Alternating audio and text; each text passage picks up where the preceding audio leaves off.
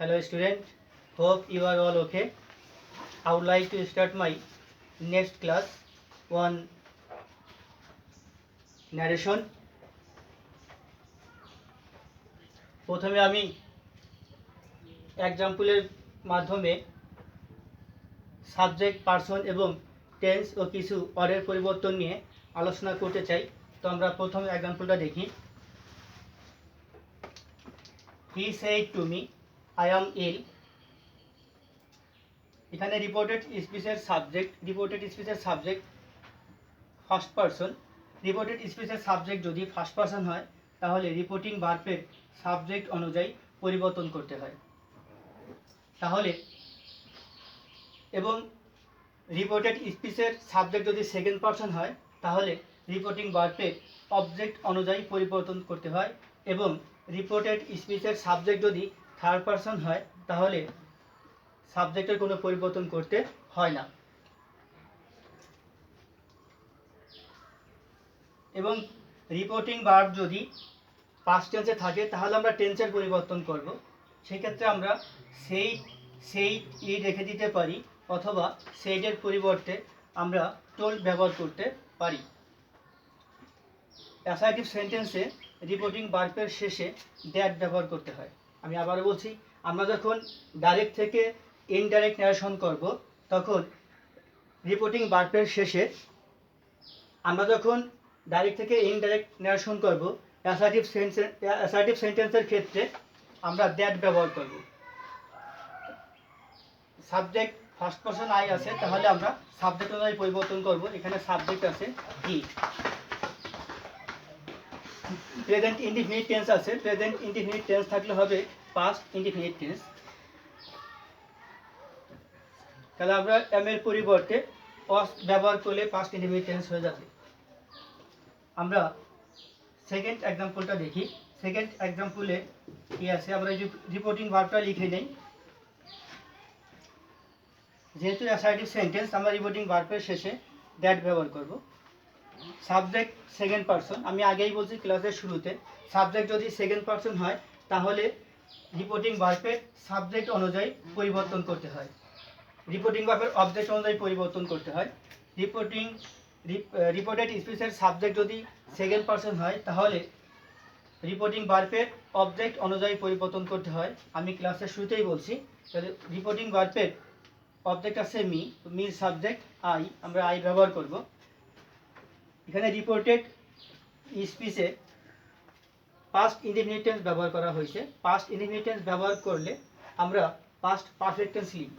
Past perfect tense তাহলে সাবজেক্টের পরে হ্যাড ব্যবহার করতে হবে এবং ওয়ারের তৃতীয় রূপ বিন ব্যবহার করতে হবে, বিন।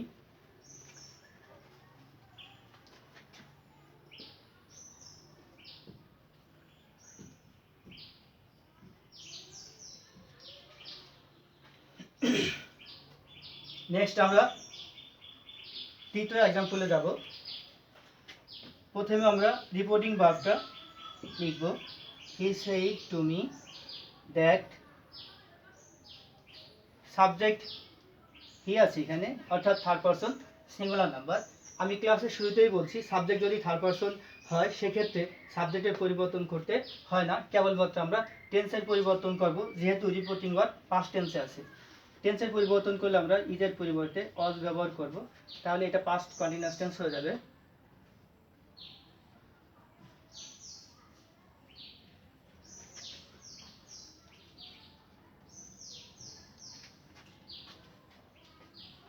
এবার আমরা 4 নম্বর যে এক্সাম্পলটা আছে এটা দেখব, এবং এখানে আমি আগেই বলছি রিপোর্টিং ভার্ব যদি পাস্ট টেন্সে থাকে তাহলে রিপোর্টেড স্পিচের টেন্সের পরিবর্তন করতে হয়।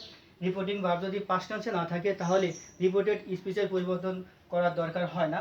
তো রিপোর্টিং ভার্ব প্রেজেন্ট টেন্সে আছে, আমরা এটা কিভাবে প্রেজেন্ট টেন্সে আছে যেহেতু আমরা টেন্সের পরিবর্তন না করে করব, সেক্ষেত্রে আমরা কি করতে পারি দেখি।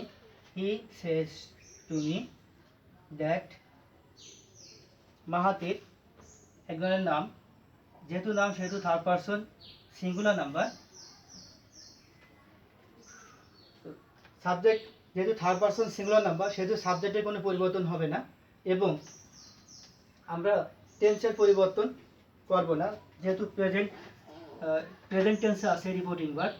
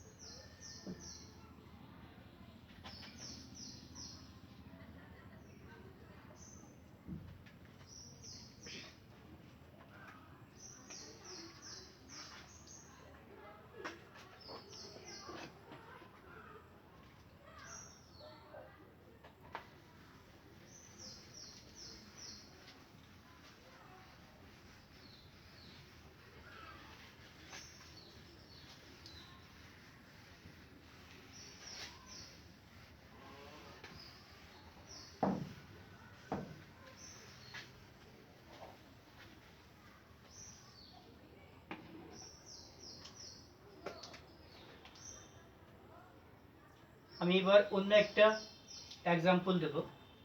চিরন্তন সত্য যদি হয়, চিরন্তন সত্য হলে রিপোর্টেড স্পিচের পরিবর্তন করার প্রয়োজন হয় না। সেক্ষেত্রে আমরা কি করব?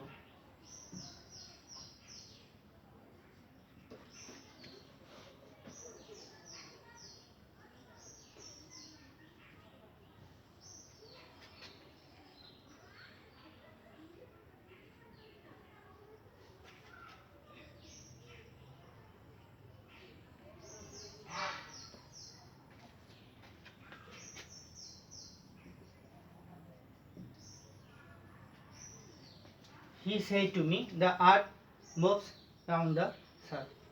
আমরা চিরন্তন সত্য হলে সেক্ষেত্রে রিপোর্টেড স্পিচের কোনো পরিবর্তন হবে না। তো আমরা এটাকে কি করব? প্রথমে রিপোর্টিং ভার্বটা ব্যবহার করব।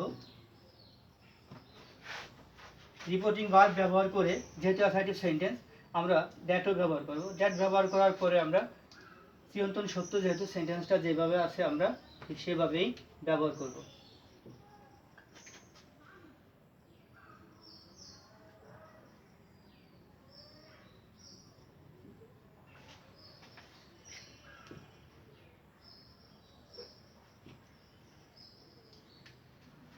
He said to me that the earth moves round the sun.